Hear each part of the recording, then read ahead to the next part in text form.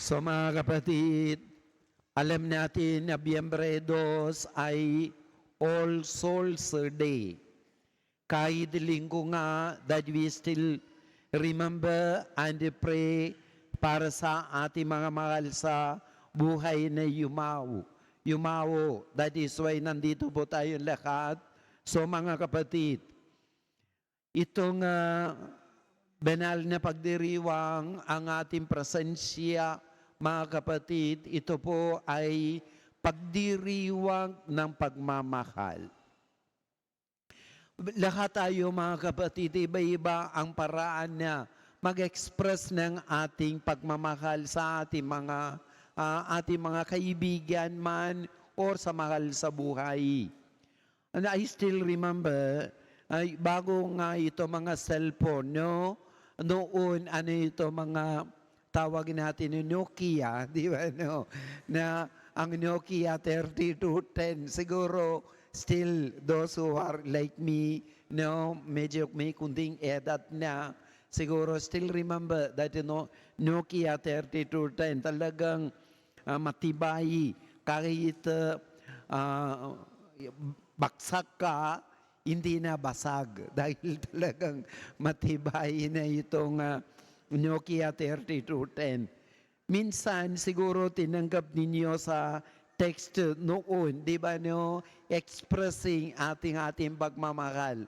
Minsan nag-text tayo, muwa chup-chup, di ba, no po? No? Sigurado si Ate Ruby, tinanggap siguro ang mga text na gano'n, no po, no? Kuya Emil, no? Muwa chup-chup, di ba, no? That is the way that we express our love. Nandito tayo mga kapatid, expressing ang ating pagmamahal din. Ano ba itong pagmamahal na ipakita ng Panginoon sa atin? Ang ipakita tayo sa isa't isa at ipakita rin natin ang ating mahal sa buhay na yumawo. Tatlong na bagay mga kapatid na paraan na mag-express ng itong pagmamahal. Una po ay mga kapatid, parang sabihin tayo sa kanila, the love never dies. Ang ating pagmamahal para sa kanila, hindi lang po hanggang kamatayan nila. Ang ating pagmamahal para sa kanila, it does not end in the tomb, pero it goes on. Ang ating pagmamahal, it is mga kapatid, ay forever nga. That is why love never dies.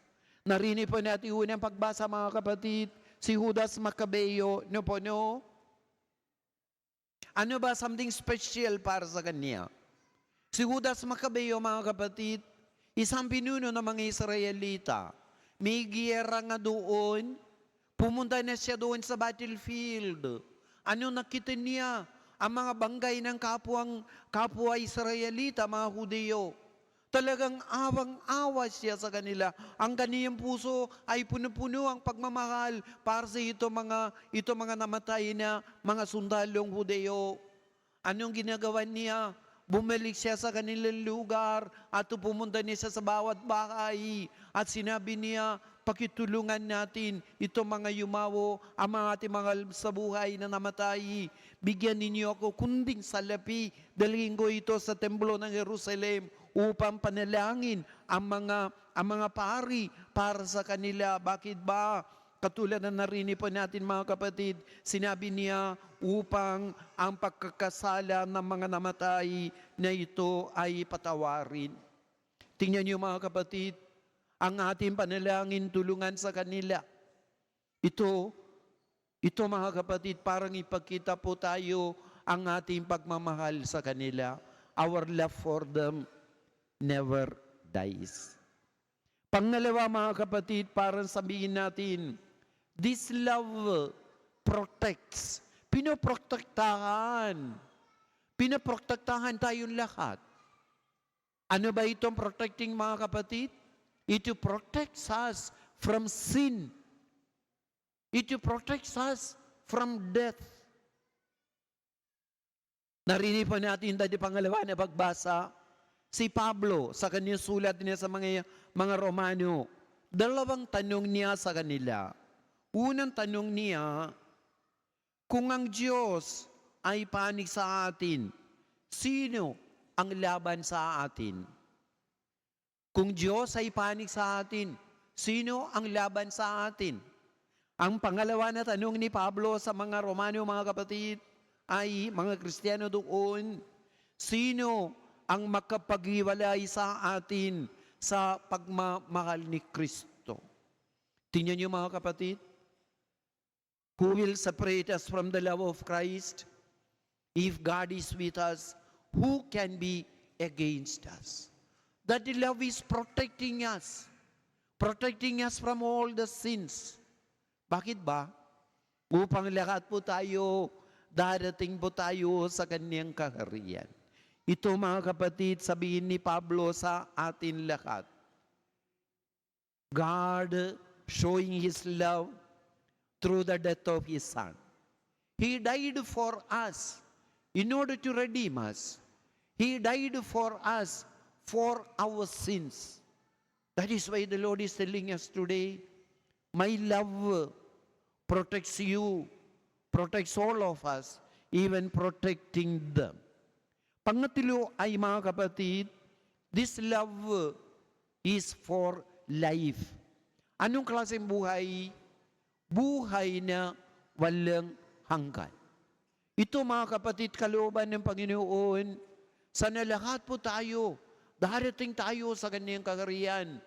Pero itong problema, hindi naman tayong lahat ng mga banal, meron tayong pasaway, meron tayong makasalanan, meron tayong kadumihan sa ating kaluluwa. That is why mga kapatid, tayo'y manalangin tayo para sa kanila upang ang ating panalangin tulungan sa kanila. Itong tawag natin mga kapatid ay purgatorio.